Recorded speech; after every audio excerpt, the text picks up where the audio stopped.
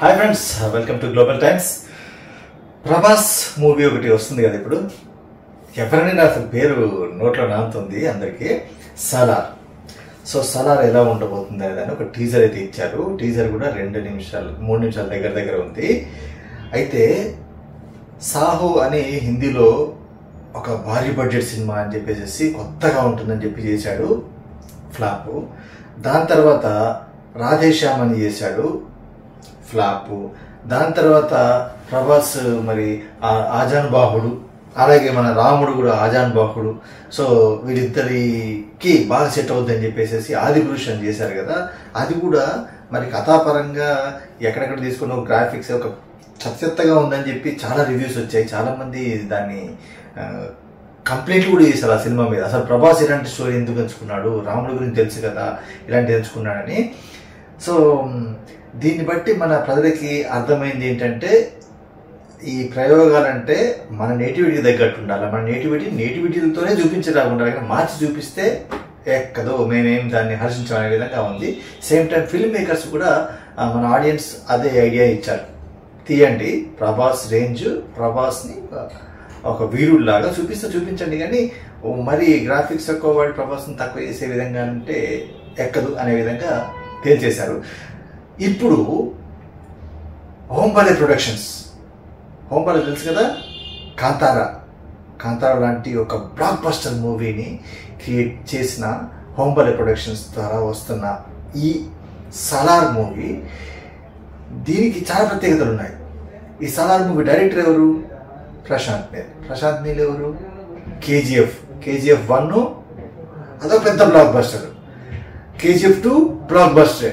దాని తర్వాత ప్రశాంత్ నీల్ యొక్క డైరెక్షన్లో ఒక టింట్ ఉంటుంది, ఒక పెయిన్ ఉంటుంది, ఒక ఎమోషన్ ఉంటుంది.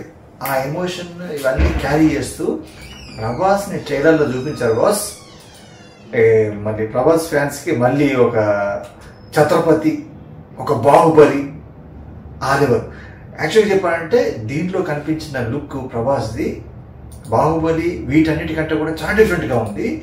అదిరిపోయింది నిజంగా చెప్పాలంటే, చాలా బాగుంది. ఒక క్రిటిక్గా కాకుండా, ఫ్యాన్గా కూడా కాకుండా, జస్ట్ ఒక ఆడియన్గా చెప్తున్నా, ప్రభాస్ లుక్ ఈ సినిమాలో మనం ఏవైతే ఎక్స్పెక్ట్ చేస్తున్నామో ప్రభాస్ ఎలా ఉంటే బాగుండని అలా ఉన్నాడు. బాగా గ్రూమింగ్ చేశారు, అద్భుతంగా ఉంది. అండ్ ఈ ట్రైలర్ కట్ చేసే విధానం కూడా చాలా డిఫరెంట్గా ఉంది. మనకి ఈ ట్రైలర్ చూస్తుంటే 10,000 BC, 300 ఇలాంటి ఇంగ్లీష్ మూవీస్ ఉన్నాయి కదా, ఒక టైం పీరియడ్ మూవీస్, అలాంటి మూవీ టింట్లో ఉంది.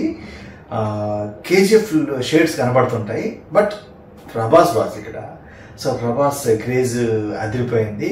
అండ్ దీంట్లో పృథ్వీరాజ్ ఒక ఫ్రెండ్ క్యారెక్టర్ అన్నాడు. మళ్ళీ ఎండింగ్లో చెప్పారు కదా ఇద్దరు ఫ్రెండ్స్ ఎలా బద్ధశత్రులైనని దీంట్లో రివీల్ చేశారు. అండ్ ఈ సినిమా డ్యూరేషన్ వచ్చేసి దగ్గర 3 గంటల వరకు ఉంది. అలాగే ఈ సినిమాలో ఇంకొక మనం ఇన్ని ఏళ్ళు వెయిట్ చేస్తాం కదా ప్రభాస్ని ఇలా చూడడానికి.